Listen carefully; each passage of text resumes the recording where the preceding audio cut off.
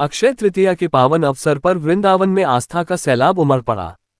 ठाकुर बांके बिहारी मंदिर में लाखों श्रद्धालु चरण दर्शन के लिए पहुंचे, जो साल में सिर्फ एक बार होते हैं।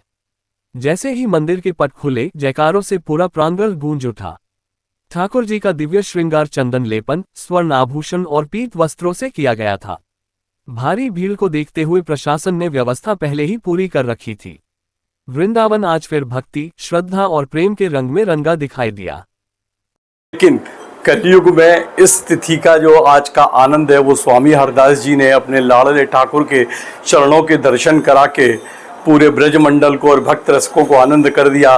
तो आज मूल रूप से, विशेष रूप से अक्षय तृतीया बिहारी जी के चरण दर्शनों के लिए ज़्यादा प्रसिद्ध है, क्योंकि साल में एक ही दिन होने वाले ठाकुर जी के चरणारविंद के दर्शन और सर्वांग दर्शन ये पूरे ब्रजमंडल को नहीं, पूरे उत्तर भारत का विशेष आकर्षण का केंद्र रहता है। आज के दिन श्रीधाम वृंदावन आप देख रहे हैं कि श्रीधाम वृंदावन में कितना जन अपार समूह आज श्री बांके बिहारी जी के दर्शन करने के लिए लालायित रहता है, क्योंकि अपने प्यारे लाडले ठाकुर के चरणों के दर्शन करने के लिए।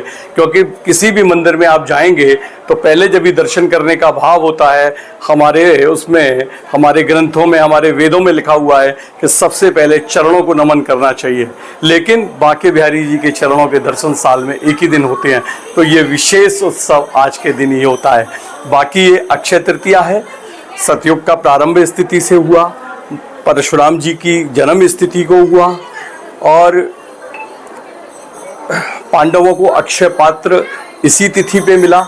और आज के दिन ऐसी भी मान्यता है कि ठाकुर श्री बांके बिहारी जी के दर्शन, जो जिसका विवाह नहीं होता, चाहे वो पुरुष हो चाहे वो महिला हो, कोई भी पुरुष और महिला यदि आज के दिन बिहारी जी के दर्शन करता है तो उसकी विवाह बहुत शीघ्र होता है, ऐसी जनमानस में मान्यता है। प्रसाद की बात करें तो आज किस तरीके से प्रसाद लाया? आज का प्रसाद ठाकुर जी की शीतलता देने के लिए होता है।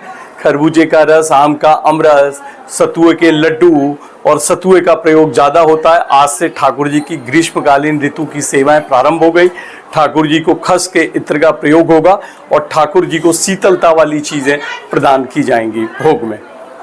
मेरा नाम खुशबू तिवारी है। कहाँ से आए हैं? मैं रीवा मध्य प्रदेश से आई हूँ। कैसा लगा आज बांके बिहारी के दर्शन करके, क्या विशेष देगा? बहुत सुकून मिला, बहुत अच्छा लगा उनके दर्शन करके। आज तो अक्षय तृतीया है, आज साल में एक बार बिहारी जी के चरणों के दर्शन होते हैं, बहुत अच्छा लगा, बहुत सुकून। मैं कई बार आती रहती हूँ, रीवा में 700-800 किलोमीटर दूर है मेरा, फिर भी मैं इनके दर्शन करने आती हूँ। मैं तो यही रहना चाह रही हूँ, यही घर बनाना है। पहली बार दर्शन किए? नहीं, यहाँ मैं कई बार आ चुकी हूँ।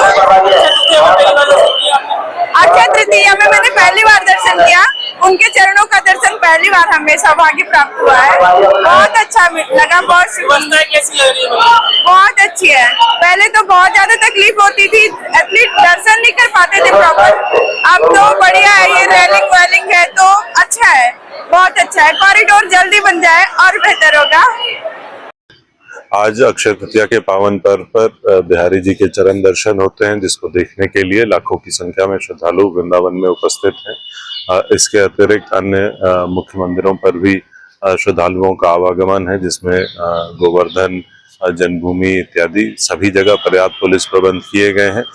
वृंदावन में पूरे क्षेत्र को 3 जोन और 11 सेक्टर में विभाजित कर मजिस्ट्रेट्स और पुलिस ऑफिसर्स की ड्यूटी लगाई गई है। ट्रैफिक प्लान पहले से प्रसारित कर दिया गया था, जिसमें कि कहाँ कहाँ पार्किंग होनी है, कहाँ वन वे है और कहाँ नो एंट्री है, इसकी व्यवस्था लागू की गई है। पीए सिस्टम और सीसीटीवी के माध्यम से जो प्रबंधन है वो सुनिश्चित किया जा रहा है। साथ ही साथ आप अवगत हैं कि लाइव दर्शन भी शुरू हो गए हैं, जिसका प्रसारण बड़े बड़े एलईडी स्क्रीन्स के माध्यम से करवाया जा रहा है।